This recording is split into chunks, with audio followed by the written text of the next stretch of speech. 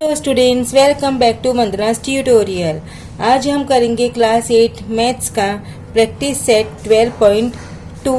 इसके पहले 12.1 में कर चुकी हूँ। अगर आपने वो वीडियो नहीं देखा तो जाकर ज़रूर से देख लीजिएगा। डिस्क्रिप्शन बॉक्स में उसका लिंक आपको मिल जाएगा और प्लेलिस्ट का लिंक भी आपको डिस्क्रिप्शन बॉक्स में मिल जाएगा।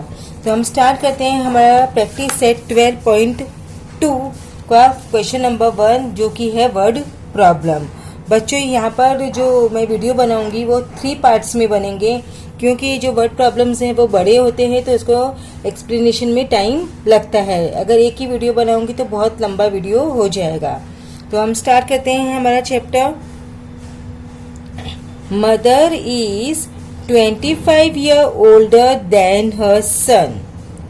Find son's age if after 8 years ratio of son's age to mother's age will be 4/9।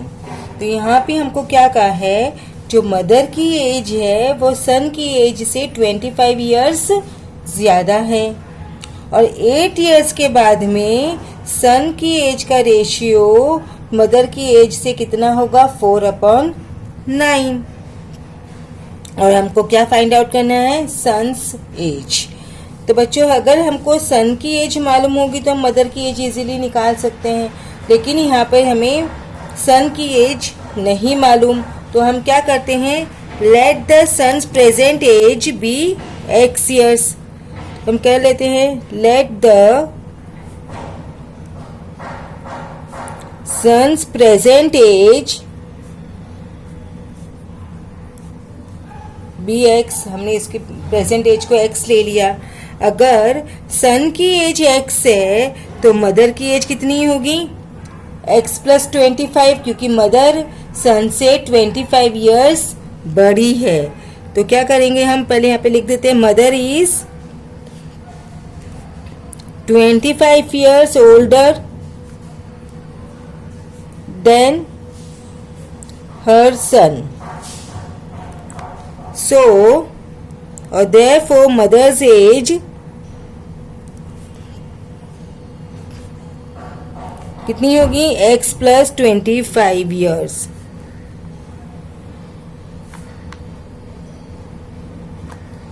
Mother's age होगी x plus 25 years, because son की एज है x और जो मदर है वो x मदर सन से 25 ईयर्स बड़ी है।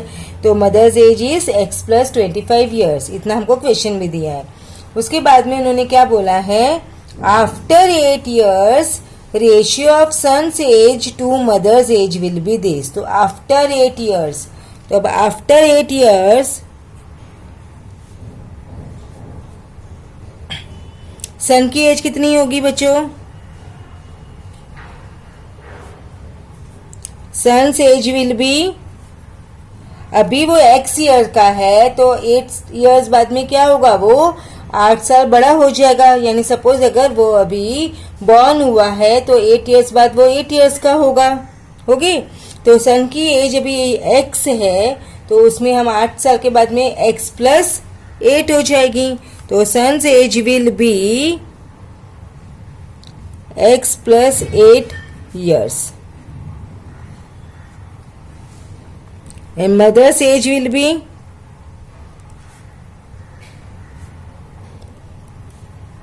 अभी मदर्स की एज कितनी है, x प्लस 25 है। अभी मदर्स की एज कितनी है, x प्लस 25 है। तो 8 इयर्स बाद इसमें हमको 8 ऐड करना पड़ेगा, क्योंकि वो भी तो बड़ी होगी ना, मदर भी तो साथ में। तो क्या हो जाएगा, x प्लस 25, ये तो उनकी प्रेजेंट एज है। अब 8 साल बाद है तो 8 इयर्स हमको ऐड करना पड़ेगा। ऐड कर दिया हमने, तो x प्लस 25 प्लस 8, तो 25 प्लस 8 कितना होता है बच्चों, 33। सो मदर्स की एज कितनी हो जाएगी, मदर की age is x plus 33 years. Okay. अब उसके बाद में बोला है रेशियो, कितना है रेशियो, 4:9। किसकी एज से, son's age to mother's age, son's age to mother's age. तो पहले हम किसकी लिखेंगे, son's age. So from the given condition,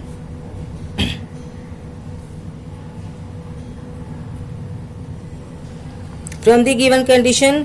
अभी सन की एज पहले लिखी है तो हम क्या लिखेंगे, यहाँ पे सन्स एज पहले लिखेंगे। Son's age upon mother's age, ratio क्या दिया है 4/9, तो हमने यहाँ पर लिख लिया।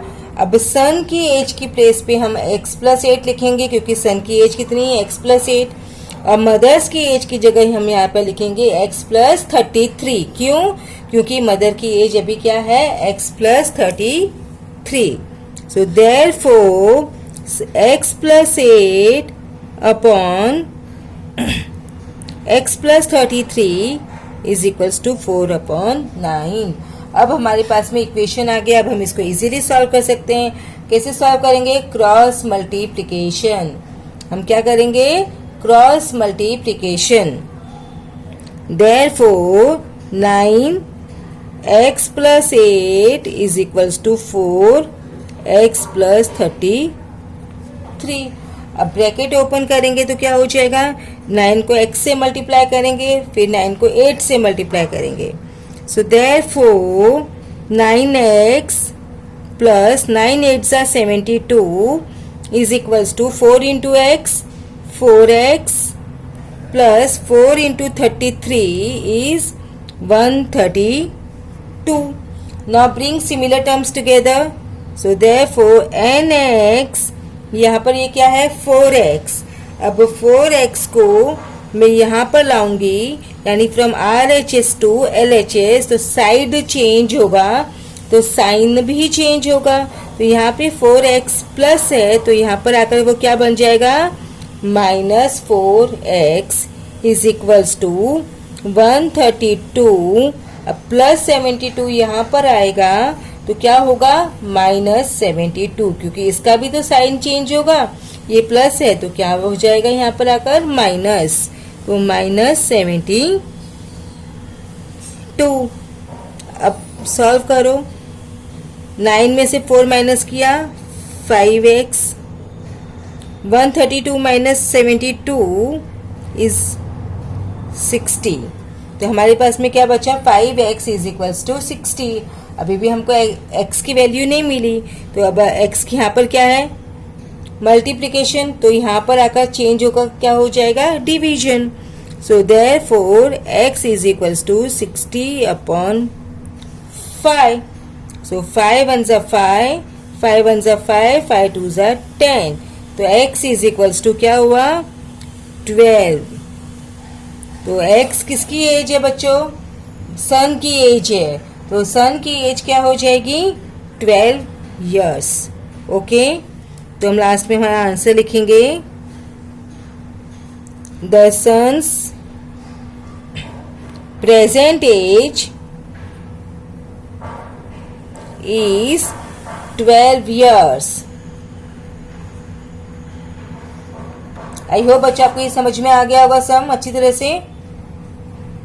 Now next sum, the denominator of a fraction is greater than its numerator by 12।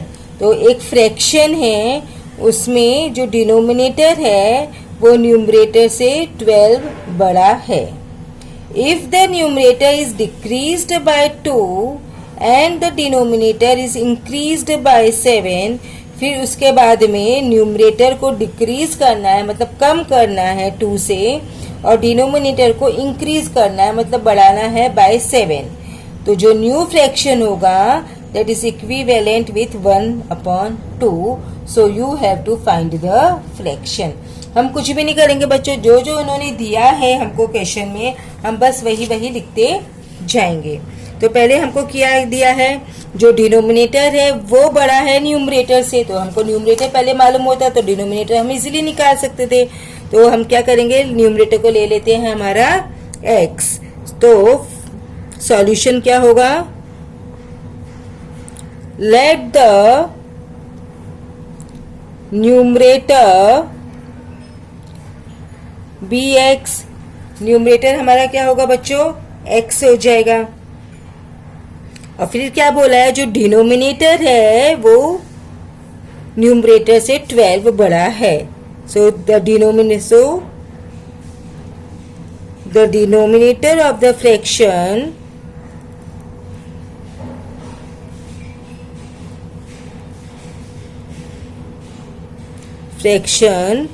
is x plus 12. Denominator है वो फ्रैक्शन का क्या होगा, x प्लस 12, क्योंकि जो डिनोमिनेटर है वो न्यूमिनेटर से 12 बड़ा है.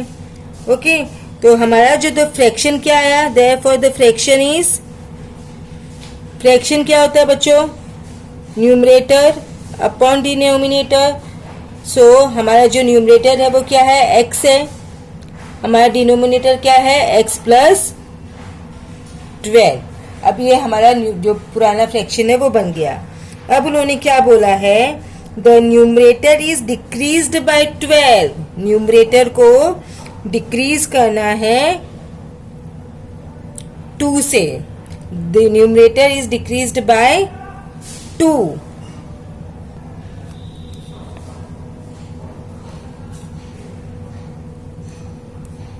The numerator is decreased by 2. Therefore the new numerator, पुराना न्यूमरेटर हमारा क्या है, x है. तो इसको डिक्रीज करना है तो मतलब क्या होगा, माइनस करना है, कम करना है. तो new numerator is x minus 2. और क्या बोला है, the denominator we have to increase by 7. So the denominator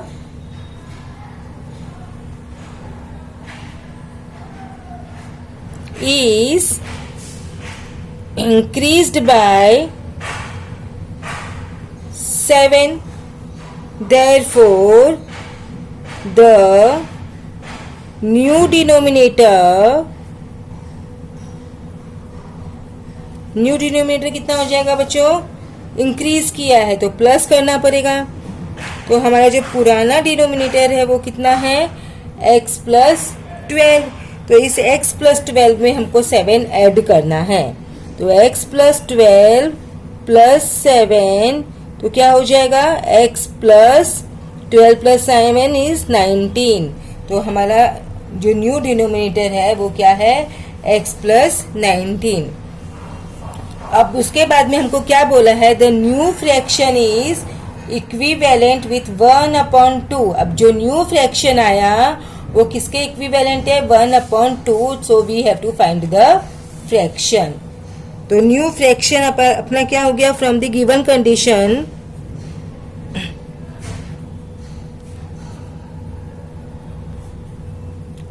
from the given condition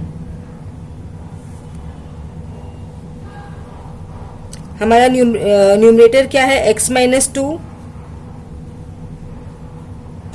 और डिनोमिनेटर क्या है, x plus 19. That is equivalent to 1/2. That is equivalent to 1/2. अब हमको क्या करना है, जैसे फर्स्ट सम में हमने किया क्रॉस मल्टीप्लीकेशन. तो 2x minus 2 is equals to 1 x plus 19. अब ब्रैकेट ओपन करेंगे तो 2 into x, 2x, 2 2s are 4 is equals to 1 into x is x plus 1 into 19 is 19. Now bring similar terms together. तो 2x, अब ये x यहाँ पर आ जाएगा, ये प्लस है, यहाँ पर कुछ भी नहीं है मतलब प्लस है. तो यहाँ पर आकर क्या हो जाएगा, माइनस इज इक्वल्स टू, अब ये 19, अब ये -4 है, ये साइड में जाएगा तो क्या होगा, प्लस. तो 19 plus 4. Therefore 2x minus x, x, 19 plus 4 is 23. तो x हमारा क्या था बच्चों, x था हमारा न्यूमरेटर, x था हमारा न्यूमरेटर. तो न्यूमरेटर हमारा क्या हुआ, 23. अब डिनोमिनेटर हमारा क्या है, x plus 12. So x is equals to 23. So the numerator is 23 और डिनोमिनेटर क्या होगा हमारा बच्चों? डिनोमिनेटर इज x प्लस 12, तो x plus 12 is equals to 23 plus 12 that is 35। तो डिनोमिनेटर हो गया हमारा 35। तो हमको न्यू फ्रैक्शन मिल गया, सॉरी हमारा फ्रैक्शन मिल गया। तो हमारा फ्रैक्शन क्या था? x upon x plus 12 that is 23 plus 35। तो हमारा आंसर क्या आया? 23 plus 35। So last we have to write the answer. The fraction is क्या है बच्चों? 23 upon 35। Okay, I hope it's clear. Third one is the ratio of the weights of copper and zinc in brass is 13:7. Find the weight of zinc in brass utensil weighing 700 ग्राम। तो यहाँ पे हमको क्या बताया है? ये जो ब्रास है वो क्या होता है बच्चों? एलॉय होता है, मतलब दो मेटल्स को मिला के हम जो बनाते हैं उसको बोलते हैं एलॉय। तो ब्रास इज एलॉय। तो ब्रास है उसमें कॉपर एंड जिंक यूज किया है, क्योंकि कॉपर एंड जिंक का वो एलॉय है। तो इसमें कॉपर है वो 13 है और जिंक है वो 7 है। इसका हमको क्या दिया है? रेशियो दिया है। और हमको क्या पूछा है?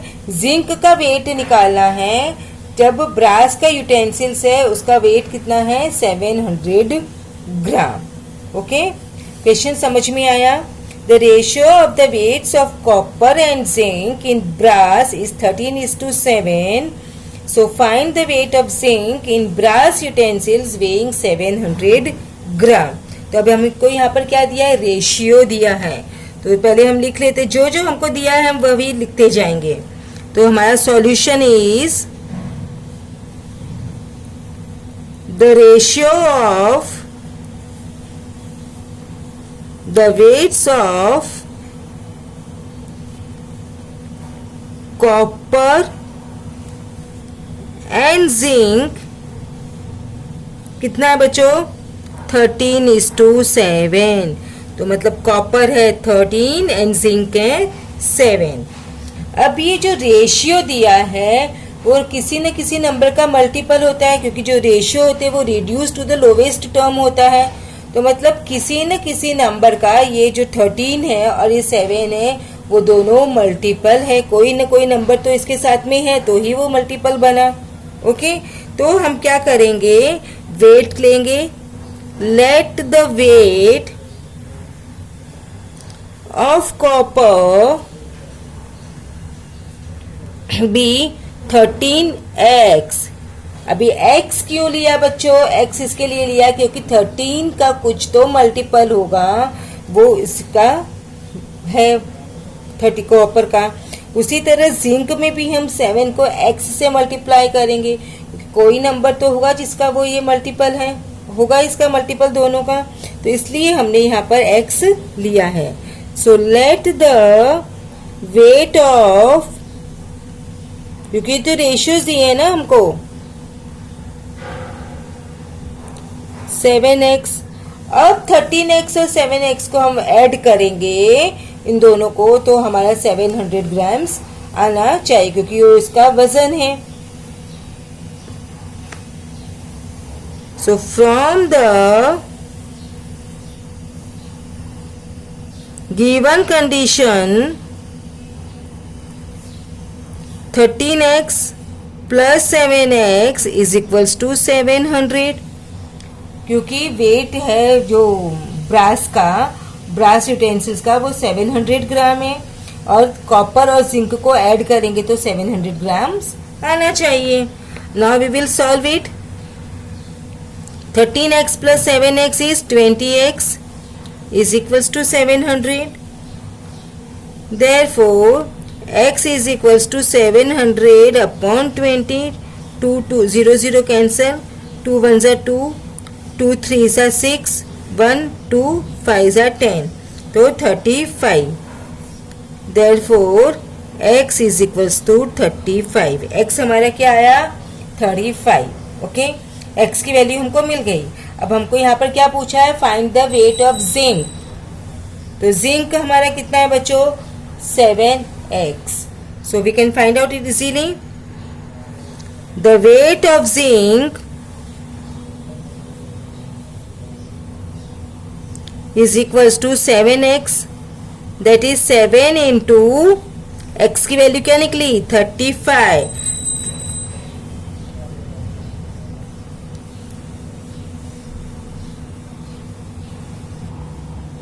7 into 35 is 245 ग्राम, क्योंकि ग्राम भी लिखना जरूरी है यूनिट, क्योंकि जो हमारा ये है ब्रास की वैल्यू में इसमें क्या दिया है, 700 ग्राम्स। तो ये भी हमारा क्या होगा, ग्राम्स में आएगा। तो हमको जिंक का आंसर मिल गया। So now we write the answer final. The weight of zinc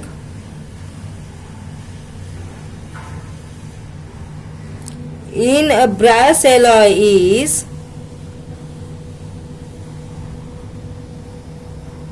245 gram. तो बच्चों आज की वीडियो में हम ये तीन ही सम करेंगे, नेक्स्ट वीडियो में हम करेंगे 4th, 5th एंड 6th सम। तो तब तक take care and keep watching Vandana's tutorial. मिलते हैं नेक्स्ट वीडियो में, और वीडियो को ज़्यादा से ज़्यादा दोस्तों के साथ शेयर भी करना, क्योंकि उनको भी ये जो मैथ्स के क्वेश्चंस है वो इजीली समझ में आ जाएंगे। So thank you.